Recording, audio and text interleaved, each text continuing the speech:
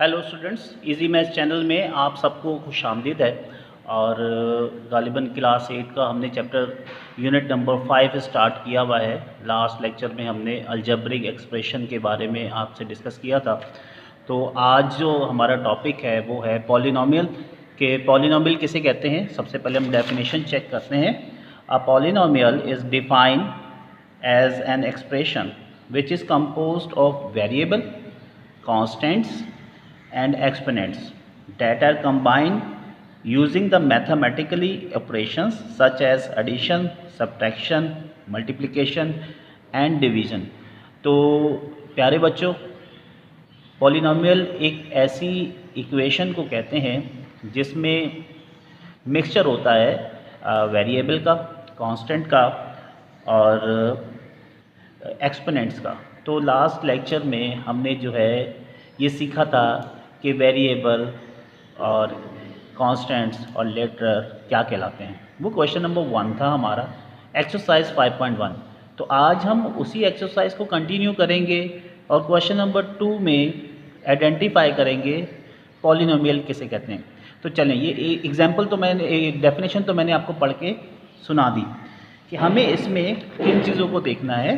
तो हम मज़ीद इसको चेक करते हैं। तो यहाँ पे देखिए कि पॉलिनोमियल की ये एक इक्वेशन लिखी हुई है जो गालिबन आपको देख के काफ़ी मुश्किल लग रही होगी। तो इसमें आपको a और x नज़र आ रहा है और इसके ऊपर एक n जो है वो नज़र आ रहा है। तो यहाँ पर हमें ये देखना है a क्या कहलाता है, x क्या कहलाता है और n क्या है।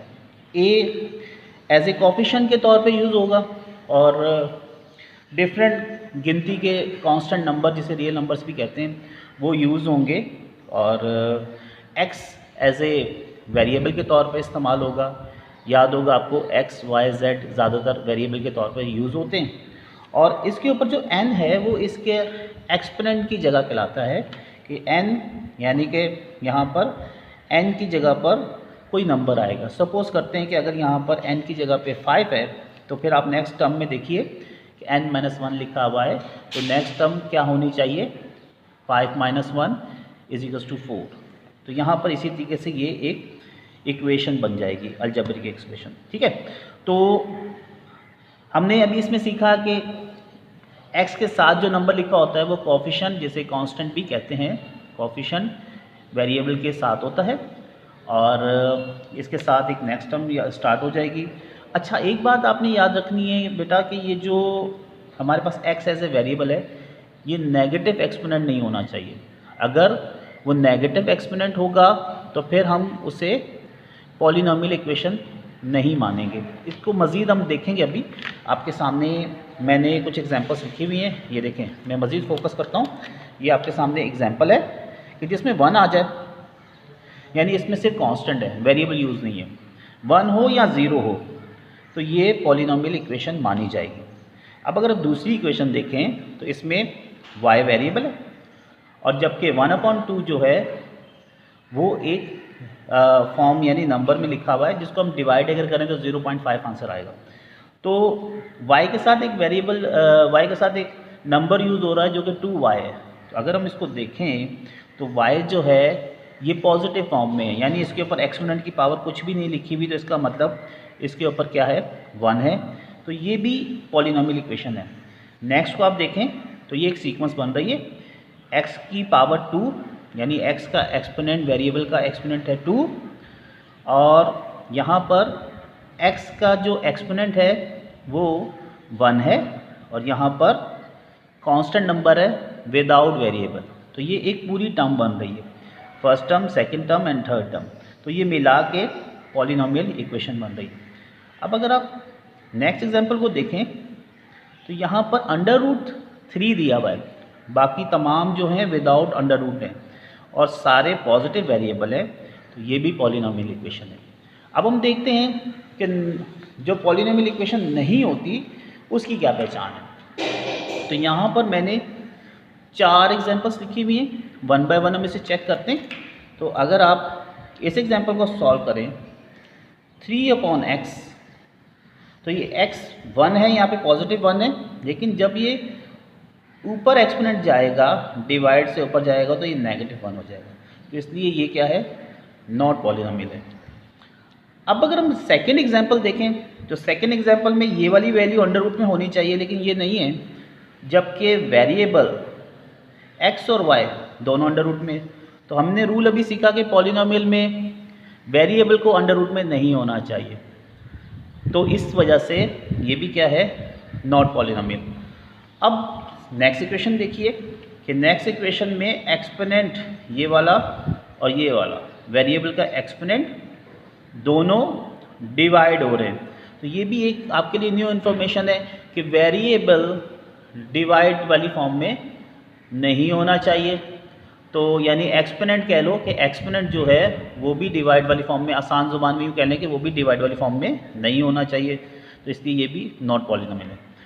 अब इस फॉर्म को देख लें एज इट इज़। अब आप समझ गए होंगे ये ऊपर जाएगा तो -2 हो जाएगा, क्योंकि ये भी वेरिएबल का एक्सपोनेंट हमारे पास नेगेटिव फॉर्म में है, तो ये क्या है, नॉट पॉलिनोमियल।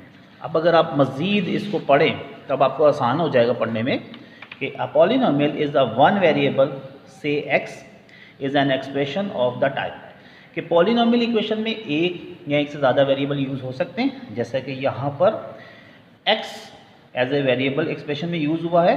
तो इसमें n क्या है, नॉन नेगेटिव इंटीजर्स होना चाहिए, ठीक है।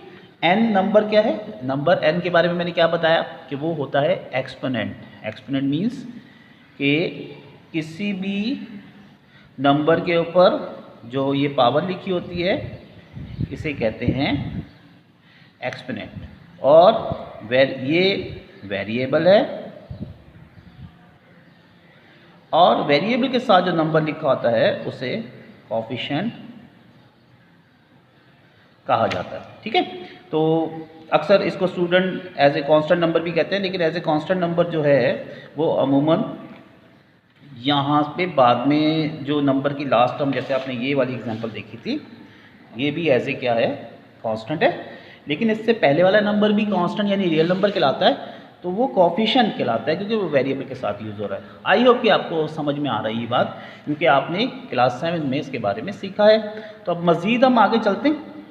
तो क्वेश्चन नंबर 2 आपके सामने है कि क्वेश्चन नंबर 2 में हमने क्या करना है, आइडेंटिफाई करना है। मैं बुक से आपको दिखाता हूँ जी, आपके सामने बुक है।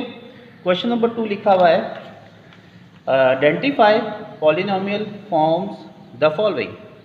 तो इसमें मैंने टाइम सेव करने के लिए येलो मार्क किया हुआ है।